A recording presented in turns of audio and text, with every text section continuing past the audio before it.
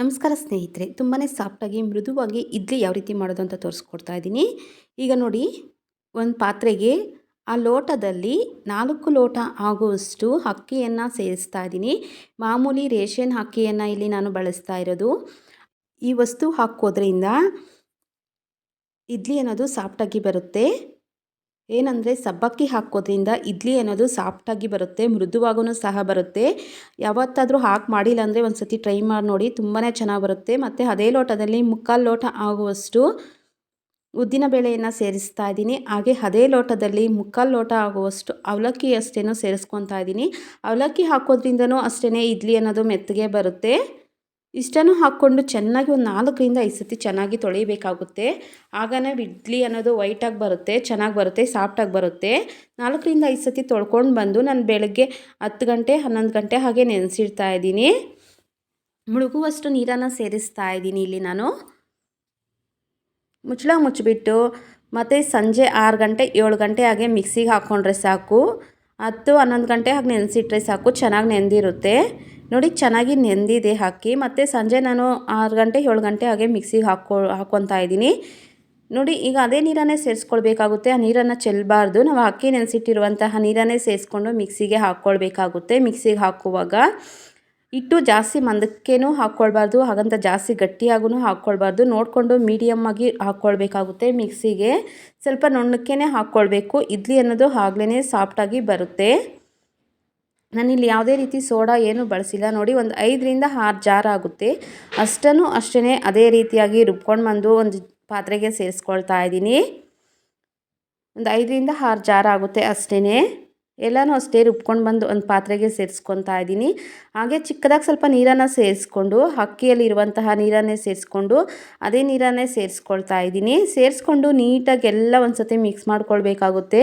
ಹಿಟ್ಟು ಹಾಗಂತ ಜಾಸ್ತಿ ಗಟ್ಟಿಯಾಗೂ ಬೇಡ, ಹಾಗಂತ ತೆಳ್ಳಕ್ಕೇನೂ ಬೇಡ, ಮೀಡಿಯಮ್ಮಾಗಿರಬೇಕು. ಹಾಗೇ ಇಡ್ಲಿ ಅನ್ನೋದು ಚೆನ್ನಾಗಿ ಸಾಫ್ಟಾಗಿ ಬರುತ್ತೆ. ಜಾಸ್ತಿ ಗಟ್ಟಿಯಾಗಿದ್ರೂ ಬರಲ್ಲ ಇಡ್ಲಿ, ಜಾಸ್ತಿ ತೆಳ್ಳಕ್ಕೆ ಇಟ್ಟಿದ್ರೂ ಬರಲ್ಲ. ನೋಡಿ, ಆ ರೀತಿ ಆಗಿದ್ದರೆ ಸಾಕಾಗುತ್ತೆ. ಈಗ ಇದನ್ನು ಕೈಯಲ್ಲಿ ಚೆನ್ನಾಗಿ ಬೀಟ್ ಮಾಡ್ಕೊಳ್ಬೇಕಾಗುತ್ತೆ. ಬೀಟ್ ಮಾಡಿಬಿಟ್ಟು ಮುಚ್ಚಳ ಮುಚ್ಚಿಬಿಟ್ಟು ಇಡ್ತಾ ಇದ್ದೀನಿ. ಮತ್ತು ಬೆಳಗ್ಗೆ ತೋರಿಸ್ತಾ ಇದ್ದೀನಿ. ಬೆಳಗ್ಗೆ 6 ಗಂಟೆ ಹಾಗೆ ಯಾವ ರೀತಿ ಉಬ್ಬಿದೆ ಅಂತ ನೋಡಿ ಹಿಟ್ಟು. ಈಗ ರುಚಿಗೆ ತಕ್ಕಷ್ಟು ಉಪ್ಪನ್ನು ಸೇರಿಸ್ತಾ ಇದ್ದೀನಿ. ನೀವು ಇಲ್ಲಿ ಬೇಕು ಅಂದರೆ ಟೈಮ್ ಇದ್ದರೆ ಕಲ್ಲುಪ್ಪನ್ನು ಅಷ್ಟೇ ಬಳಸ್ಕೋಬೋದು. ನಾನಿಲ್ಲಿ ಕಲ್ಲುಪ್ಪು ಬಳಸ್ತಾ ಇಲ್ಲ, ಪುಡಿ ಉಪ್ಪನ್ನು ಅಷ್ಟೇ ಬಳಸ್ತಾ ಇದ್ದೀನಿ.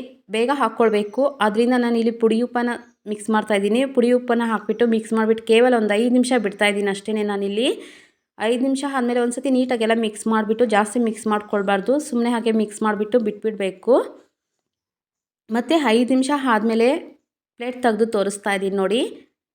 5 ನಿಮಿಷ ಆಗಿದೆ. ಆದಮೇಲೆ ಪ್ಲೇಟ್ ತೆಗೆದ್ಬಿಟ್ಟು ತೋರಿಸ್ತಾ ಇದ್ದೀನಿ.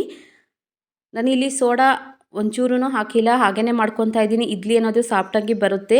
ನಿಮಗೆ ಇಷ್ಟ ಇದ್ದರೆ ಒಂದು ಸ್ವಲ್ಪ ಹಾಕ್ಕೊಂಡ್ರೂ ಇನ್ನೂ ಚೆನ್ನಾಗಿ ಬೇಕು ಅಂದರೆ ಇನ್ನೂ ಸ್ವಲ್ಪ ಸೋಡಾ ಹಾಕ್ಕೊಂಡ್ರೂ ಚೆನ್ನಾಗಿ ಬರುತ್ತೆ. ನಾನಿಲ್ಲಿ ಸೋಡಾ ಉಪಯೋಗಿಸ್ತಾ ಇಲ್ಲ.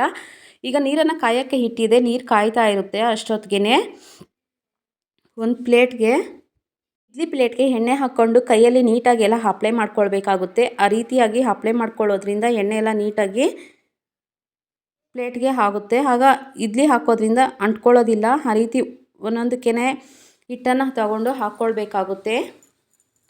3 ಪ್ಲೇಟ್ ಇದೆ, 3 ಪ್ಲೇಟ್ಗೂ ಅಷ್ಟೇ ಅದೇ ರೀತಿಯೇ ಹಾಕ್ಕೊಂಡು ಇಟ್ಕೊತಾ ಇದ್ದೀನಿ.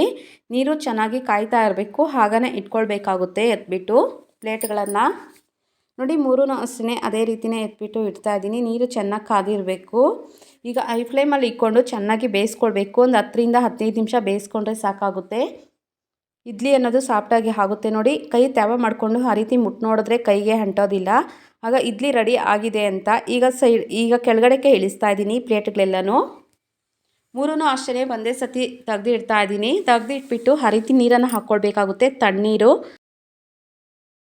ತಣ್ಣೀರನ್ನು ಹಾಕ್ಕೊತಾ ಇದ್ದೀನಿ. ಹಾಕ್ಬಿಟ್ಟು ಒಂದು 2ರಿಂದ 3 ನಿಮಿಷ ಬಿಟ್ಟರೆ ಸಾಕು. ಸ್ವಲ್ಪ ತಣ್ಣಕ್ಕೆ ಆಗುತ್ತೆ, ಆಗ ಪ್ಲೇಟು ಚೆನ್ನಾಗಿ ಬಿಡುತ್ತೆ. ನೋಡಿ, ಆ ರೀತಿ ಒಂದು ಚೂರು ಅಂಟ್ಕೊಳ್ಳೋದಿಲ್ಲ, ಆ ರೀತಿ ನೀಟಾಗಿ ಬಿಡುತ್ತೆ. ನೋಡಿ, ಸಾಫ್ಟಾಗಿ ಮೃದುವಾಗಿ ಇಡ್ಲಿ ರೆಡಿ ಆಗಿದೆ. ಇದೇ ರೀತಿ ಟ್ರೈ ಮಾಡಿ ನೋಡಿ, ತುಂಬಾ ಚೆನ್ನಾಗಿರುತ್ತೆ, ಟೇಸ್ಟಿಯಾಗೂ ಸಹ ಇರುತ್ತೆ. ಈ ಸಬ್ಬಕ್ಕಿ ಹಾಕೋದ್ರಿಂದ ಇಡ್ಲಿ ಅನ್ನೋದು ಸಾಫ್ಟಾಗಿ ಬರುತ್ತೆ, ಮೃದುವಾಗೂ ಸಹ ಬರುತ್ತೆ. ಹಾಗೆ ವಿಡಿಯೋ ಇಷ್ಟ ಆದರೆ ಒಂದು ಲೈಕ್ ಮಾಡಿ, ಹಾಗೆ ಸಬ್ಸ್ಕ್ರೈಬ್ ಮಾಡಿ, ಹಾಗೆ ನಿಮ್ಮ ಫ್ಯಾಮಿಲಿ ಫ್ರೆಂಡ್ಸ್ಗೆ ಶೇರ್ ಮಾಡಿ. Thank you for the watching.